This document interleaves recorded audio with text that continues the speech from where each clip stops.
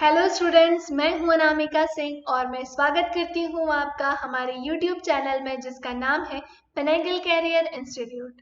Student, जैसे कि आपको पता है कि हिंदी का हमारा एक टॉपिक चल रहा था जिसका नाम था संधि। संधि क्या है, संधि कितने प्रकार की होती है, ये मैं आपको पूरा बता चुकी हूँ। संधि 3 प्रकार की होती थी, स्वर संधि, व्यंजन संधि, विसर्ग संधि। तीनों की ही मैंने अलग अलग पार्ट बनाए थे और तीनों की ही मैंने 3 वीडियो बनाई थी।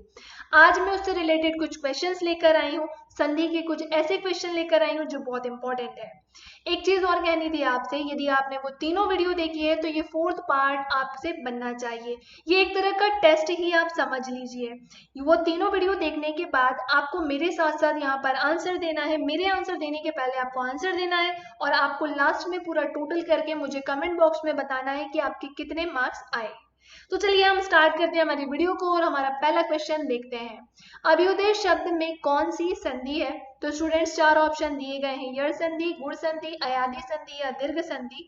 आपको यहाँ पर शब्द में ही बताना है और मैं आपको बता चुकी हूँ कि किस तरह से हमें शब्द को देखकर पहचान करनी है। यहाँ पर डायरेक्ट आंसर बता रही हूँ मैं, इसका आंसर है यड़ संधि। यड़ संधि की पहचान मैंने बताई थी, अर्धवर्ण के साथ या तो या मिलेगा या तो वा मिलेगा। तो अभ्युदय में अर्धवर्ण भी है और या भी है, यानी इसका आंसर ट्रिक के साथ काम कर रहा है। इसका आंसर ए हो गया।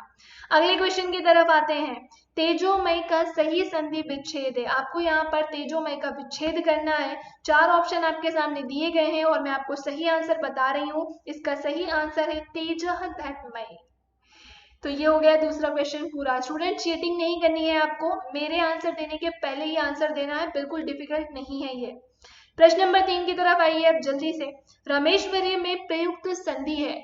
ऑप्शन है गुण संधि, वृद्धि संधि, यड़ संधि या दीर्घ संधि। तो स्टूडेंट, शब्द के ऊपर जरा ध्यान से देखिए, यहाँ मात्राओं की वृद्धि दिख रही है और मात्राओं की वृद्धि है, यानी इसका आंसर है बी, वृद्धि स्वर संधि। नाम से ही समझना चाहिए, आंसर हो जाएगा बी, वृद्धि संधि। ऑप्शन नंबर 4 की क्वेश्चन नंबर 4 की तरफ आइएगा। ज्ञानोदय में प्रयुक्त संधि है। अब आपको ज्ञानोदय शब्द में बताना है कि यहाँ स्वर संधि है, व्यंजन संधि है, विसर्ग है या इनमें से कोई नहीं। स्टूडेंट्स, यहाँ पर वो स्वर संधि के 5 भेद तो नहीं दिए हैं, लेकिन हाँ स्वर ही लिख दिया है, तो आपको वो 5 भेदों को तो ध्यान रखना ही पड़ेगा। तो ज्ञानोदय में स्टूडेंट्स इसका सही आंसर है स्वर। इसका आंसर है स्वर संधि। ज्ञान धन उदय मिलकर ज्ञानोदय बना है, बीच में ओ की मात्रा आई है और यहाँ पर किसी भी प्रकार का विसर्ग संधि का कोई नियम या ट्रिक काम नहीं कर रही है, इसलिए इसका आंसर है स्वर संधि। चलो बढ़ते हैं प्रश्न नंबर 5 की तरफ। दयानंद में प्रयुक्त संधि का नाम है। ऑप्शन है गुण संधि, दीर्घ संधि, व्यंजन संधि या यड़ संधि। तो दयानंद में जहां शब्द का मेल हो रहा है तो बिल्कुल सेंटर में देखिएगा, बीच में देखिएगा बड़ा आ रहा है, यानी इसका सही आंसर हो जाएगा दीर्घ स्वर संधि। आशा करती हूँ आपसे क्वेश्चन बन रहे होंगे। चलिए प्रश्न नंबर 6 की तरफ। इनमें कौन स्वर संधि का उदाहरण है? कौन सा स्वर संधि का उदाहरण है? आपके सामने 4 ऑप्शन है, आपको 4 ऑप्शन को ध्यान से देखना है। संयोग, मनोहर, नमस्कार या पवन। तो पहले हम इसको समझ लेते हैं। देखिए, जो संयोग है इसका विच्छेद होगा सम धन योग, यानी यहाँ पर स्वर संधि तो नहीं है, सम में जो माँ है वहां हलंत लगेगा, यानी ये हो जाएगी व्यंजन संधि। तो ये ऑप्शन तो कट गया। मनोहर, मना धन हर, यहाँ पर भी स्वर संधि नहीं है। नमस्कार, नमः धनकार, ये मैंने अपवाद में बताया था। आप वीडियो को ध्यान से अगर आपने देखा होगा तो ये जरूर बन जाता आपसे। तो नमस्कार भी नहीं है इसका आंसर। तो स्टूडेंट्स, इसका सही आंसर है डी, पवन। पवन का विच्छेद है पो धन अन, बीच में व आ रहा है। यदि बीच में या और व, केवल या और व आता है तो वहां हमेशा अयादि संधि मिलती है। तो यहाँ पर इसलिए इसका आंसर है स्वर संधि, सॉरी पवन। चले आगे आइए प्रश्न नंबर 7 की तरफ। निम्नलिखित में से कौन सा शब्द वृद्धि संधि का उदाहरण है? तो अब आपके सामने 4 ऑप्शन है, सॉरी यहाँ लिखा है वृद्धि संधि का उदाहरण नहीं है। तो और 4 ऑप्शन है, ध्यान से देखिएगा। सदैव, जलौघ, गुरुपदेश या परमोदार्य। तो मैंने अभी इससे पहले कुछ क्वेश्चन में आपको बताया था कि जहां मात्राओं की वृद्धि हो, तो ऑप्शन को देखिए। ऑप्शन नंबर पहला मात्राओं की वृद्धि है, यानी यहाँ पर विरुद्धि स्वर संधि है, तो ये तो हो नहीं सकता। जलौघ में भी अ की मात्रा है, यहाँ पर भी नहीं हो सकता।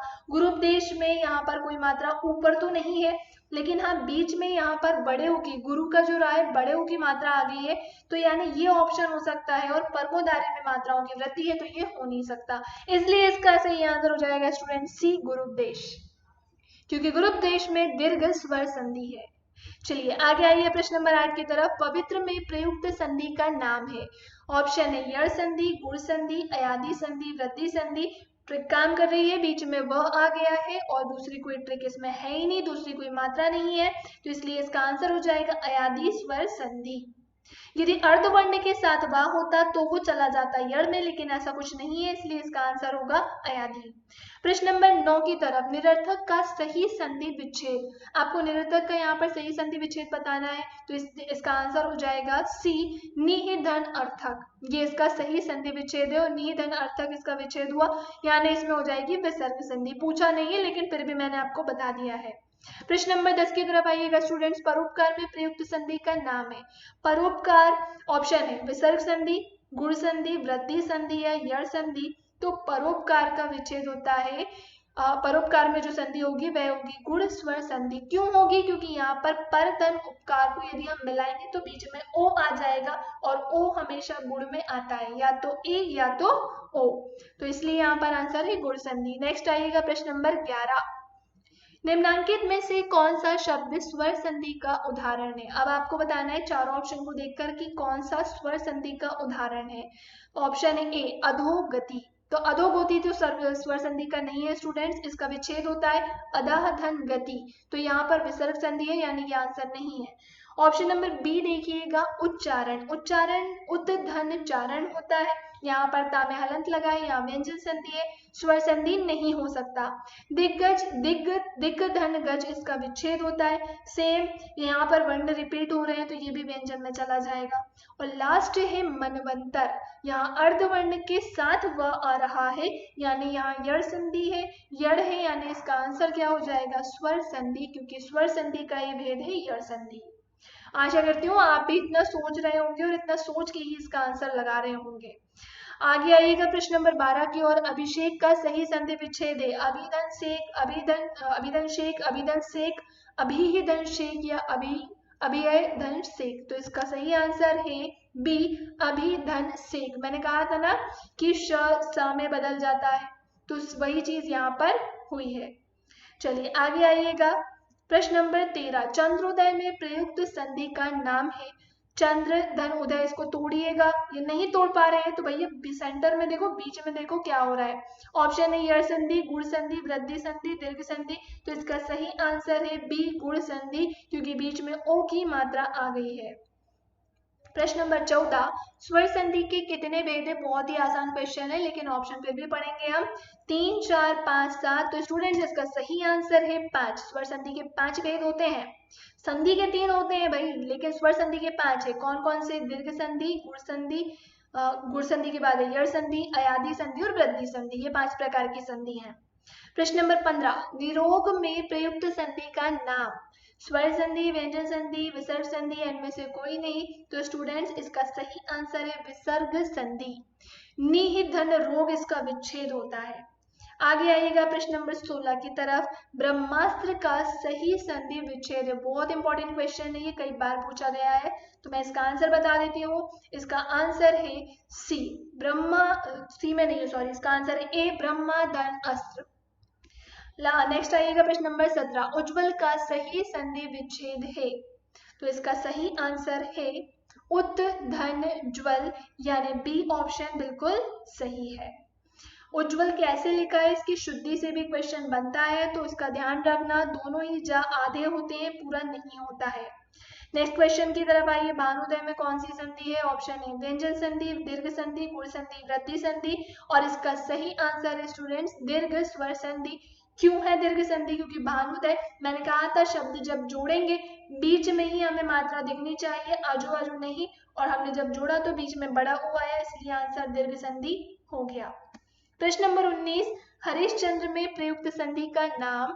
तो ऑप्शन है स्वर संधि, व्यंजन संधि, विसर्ग संधि, या इनमें से कोई नहीं, और इसका आंसर है विसर्ग संधि। नेक्स्ट आते हैं और लास्ट क्वेश्चन की तरफ आते हैं। प्रश्न नंबर 20। श्रावण का सही संधि विच्छेद है। जैसा कि आपको थोड़ा क्लिक हो रहा होगा, हिंट मैंने दिया था आपको, उड़ा नाम में बदल जाता है। तो यहाँ पे श्रावण है। अब आप ऑप्शन को देख लीजिएगा और इसका सही आंसर हो जाएगा श्री धन अन। भैया श्रावधन अन मत कर देना, पता चला ड़ा को तो नाम बदल दिया लेकिन उसका जो पहला भाग था वही गड़बड़ कर दिया। श्रावधन अन नहीं होता है, श्री धन अन होता है इसका विच्छेद। तो स्टूडेंट्स ये वीडियो यहीं एंड हो रही है। 25 क्वेश्चन थे आपके लिए। मैं आशा करती हूँ कि आपके ये क्वेश्चन सही गए होंगे। किसके कितने मार्क्स आए प्लीज आप कमेंट सेक्शन में मुझे जरूर बताइएगा और वीडियो को लाइक शेयर और चैनल को सब्सक्राइब करना ना भूलें।